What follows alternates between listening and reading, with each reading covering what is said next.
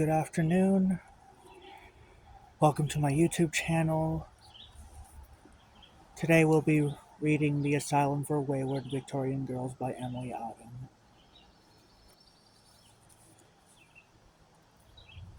Fun fact, I bought this a while back and I haven't really opened it before today, actually. So I'm excited. I've been hearing all about it all over the place, and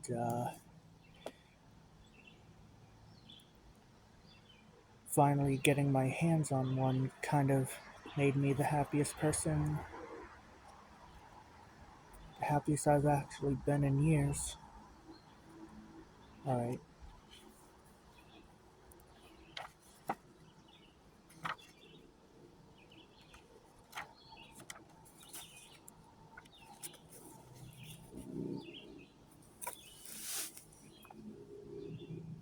Hospital Entry 1. Suicide Watch. It was the dog who found me. I heard him crying outside the bathroom door, but the sound seemed very far away. I wasn't there anymore. I was lying in a field of tall, soft grass, tall enough to hide me from anyone who comes looking. The grass moved around me, but there was no sound. I felt a soft blanket of tree-filtered sunlight wash over me, and I wanted to sleep forever. I felt no fear, no panic. I felt relieved. Relieved that I had made my decision and gone through with it. And now there was nothing left to do but wait and lay. Wait and lay. Wait and lay. All my highs and lows, ups and downs, to bees and not to bees, were over at last. I had no regrets. I was at peace, and this was a sensation I hadn't known until that moment. I was at peace. I was at peace. I was at peace.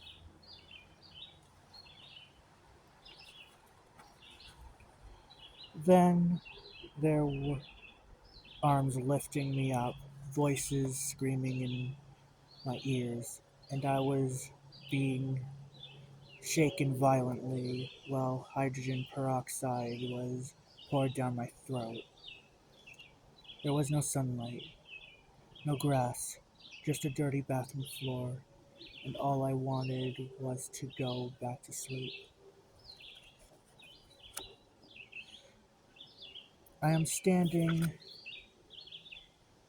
in the back of a line at the emergency room, and I feel like a fraud. I'm not bleeding. I can walk. I've been bribed. I would never have came willingly, but I not been threatened with the immediate cut off of my psychiatric medication, and I just, as a breakup is something that should never be done by phone, neither is being informed that you need to go to the insane asylum. But I was. Shit. I can't see you anymore until you check yourself to a mental hospital. What? Why? Shit. Because the moment you tell me that you attempted suicide, I had no choice but to insist that you kept under a watch a minimum of 72 hours. Under watch? By whom? I don't need to be watched. I need my drugs. Then you'd better get yourself to the hospital today. I can't fulfill your prescriptions after what you've done. I legally can't. Wait, just wait. You asked me how I was doing, and I told you. I told you because I thought I was supposed to be honest with you. I thought you were the one person that it was safe to be honest with. But it's beginning to sound like you are the only one I really needed to lie to. Emilie, you're an extremely intelligent and talented young woman, but you are also very, very sick, and you need to be in a place where you can get better. Please, can't I just in and talk to you? Show you that I'm alright? I mean, I'm not crazy. At least not in the way this looks like. There are real reasons, valid reasons why I did this to myself. And you know what, a doctor? I stand by them. I believe anyone would have done the same in my place. No, you can't come in to see me. Or rather, you can. But if you do, you won't need a ride home because there will be an ambulance waiting to take you directly from my office to the hospital. So basically, you are refusing to give me my bipolar medication until agree to check myself into what, a psych ward? Even though we both know that within 48 hours I will be a suicidal lunatic running into the street in the hopes of getting hit by at least one car if I don't get my drugs? If I say no, I'm not going, are you comfortable with that outcome? Look, Emily, I think that being under this kind of supervised care is exactly what you need right now. Dear God. Only 22 hours? 72 hours. Minimum.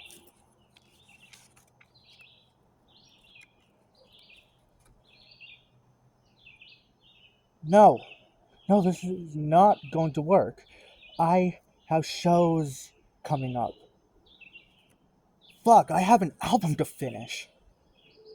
Then you better check yourself in this morning. Why are you here? Snaps a woman in minty green scrubs and sounding a smidge impatient about it.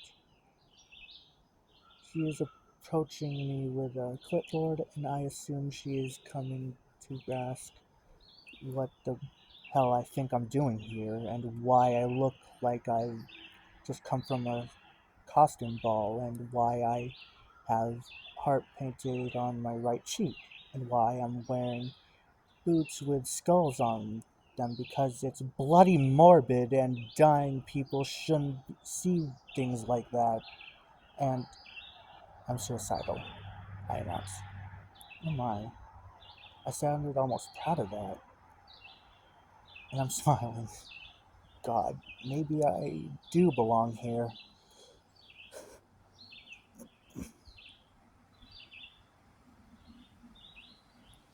The nurse looks as though she doesn't believe me, and I do blame her. I don't blame her. I'll try again. What I mean is, I tried to kill myself, so my doctor cut off my medication. He said I had to get it from you now. I don't think I ever sounded so absurd in my life. However, this does the trick. and the nurse marches me right past the front of the line and into a tiny examination room where another nurse, tucked safely behind a desk, orders me to sit down. Nurse: family history of bipolar disorder? Me: yes. Nurse: family history of suicide? Yes, but that's not what. Ever heard voices? I hear you. Voices in your head that nobody else hears? I did when I was little, every night in fact, for years, but not anymore. Ever been abused? How do you mean? Sexually? Is rape abuse? Rape is abuse. That's nice. I thought it was just something men did. Ever been pregnant? Yes. Are you pregnant right now? No. Where did you stop being pregnant? Last week. She raises her eyes from the form she's been filling out, and I can feel her judgment. The judgment I suspect I'd better become accustomed to, because I know what I will never go away.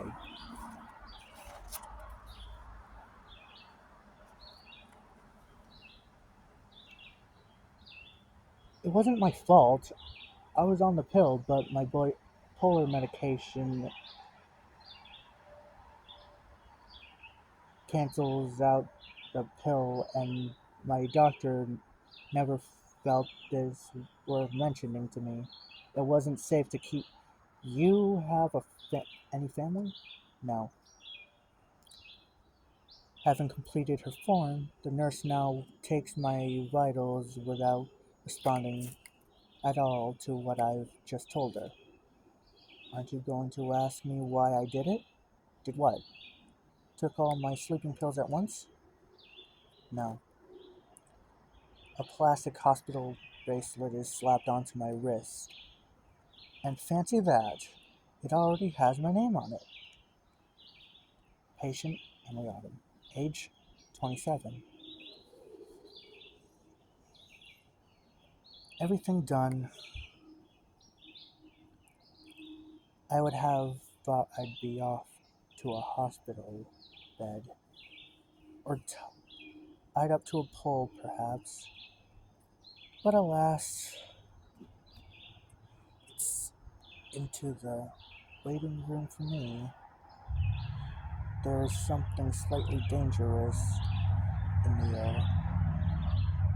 The patrolling armed guards are staring at me with questionable intent, and if I'm honest, I don't feel that my new plastic bracelet is giving me the street cred I'd hoped it might.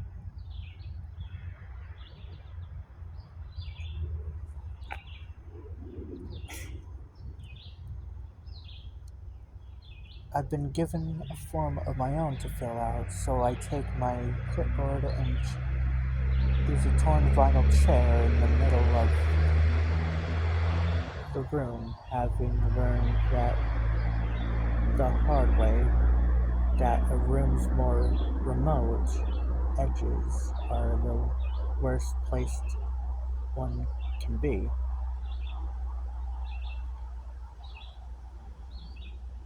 I can explain. If you want to be safe, walk in the middle of the street. I'm not joking. You've been told to look both ways before crossing the sidewalk. Is your friend right? Wrong. I've spent years walking sidewalks at night because that's what people do who haven't got money for the bus. I've glanced around myself in the darkness, silent, frantic, and I saw the men following me, creeping out of alleyways, attempting to goad me, goad me into speaking to them, then shouting obscenities at me when I wouldn't. And I suddenly realized that the only place left to go was the middle of the street. But why would I risk it? because the odds are in my favor. In the States, someone is killed in a car accident on average every 12.5 minutes, while a female is raped on average every 2.5 minutes. Even when factoring in that, one, I am generously including all vehicle-related accidents and not just the involving pedestrians, and two, the vast majority of rapes still go unreported because the victim is well aware that she will be blamed for the crime. I think my logic in this case speaks for itself, and thus, this is now the way I've my life out in the open, in the middle of everything, because the middle of the street is actually the safest place to walk. Faced with dauntingly vague, unsympathetic form field labeled "presenting problem", I print "suicidal, unable to function reliably in everyday life", an appropriately robotic description of an unspeakably painful condition. I cannot function reliably.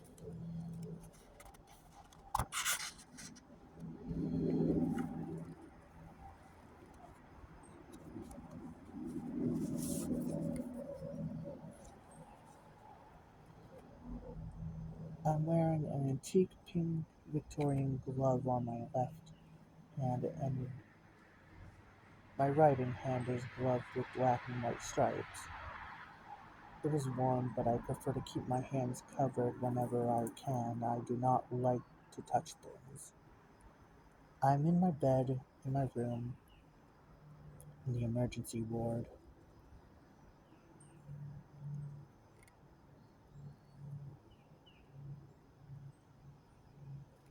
and my stockings are all I have left. Before being left alone, I was put through 3 comprehensive security checks, each by a different guard. Well, I had no idea that taking all my sleeping pills would reduce me to the status of common criminal in the eyes of the state.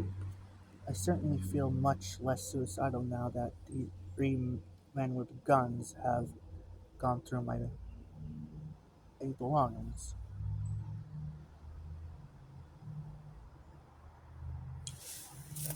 This is the checklist of what I brought with me to the hospital. Several books, my notebooks, pens and pencils, cell phone, 2 changes of clothes, basic toiletries, clothes on my back. This is the checklist of what I was allowed to keep with me in the hospital. The clothes on my back. I'm not stupid. I knew exactly what's going on, and I'm not fighting it. If I have to go through this, will glean from it my small benefit I can receive. I will not fight this. Bring it on. Bring on the cure. Bring on the fucking Abbey. I'm committed.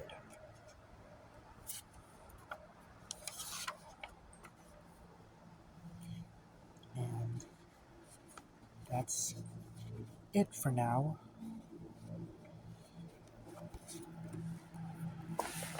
Oh man, it's pretty hot out, so remember to keep hydrated.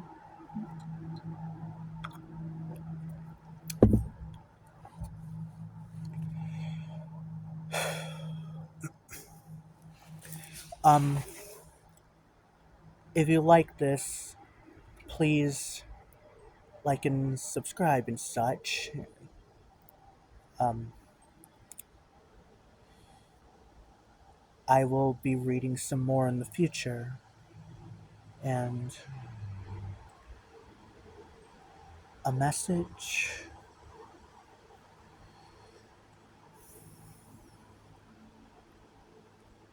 No matter what others say, you matter. You are loved.